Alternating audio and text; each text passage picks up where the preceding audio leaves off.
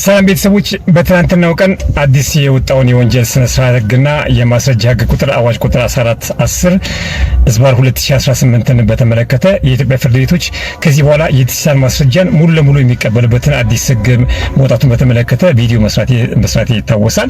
ያ ቪዲዮ ብቻውን በ90 ሺህ በላይ እይታ አግኝቷል። ለዚህ ደግሞ እናንተን አመሰግናለሁ። ዛሬ ክፍል 2 እንደማቀርብ ተናግሬ ነበር። በዛሬ በክፍል 2 የማቀርበው ደግሞ አንድ አጭር ነገር ነው። እሱም ደግሞ በዚህ አዋጅ ላይ የተመለከተው ደግሞ የዊትነስ ፕሮቴክሽን ነው። ከዚህ ፊት አንዳንድ ጊዜ ወንጀል በሚሰራበት ጊዜ ወንጀሉን እያየን እንዳላየን ሆነን ለማለት እንፈልጋለን። ምክንያቱም በምስክርነት መጠራቱን ስለምንፈራ ነው። አሁን ግን በዚህ በወጣው አዲስ የወንጀል ህግ መሰረት ምስክሮች በቪዲዮ ኮንፈረንስ ሆነው መመስከር የሚችሉበት ሁኔታ ተመቻችቷል። ምስክሮች የግድ መመስከር ከሀገር ውጭ መምጣት አያስፈልጋቸውም።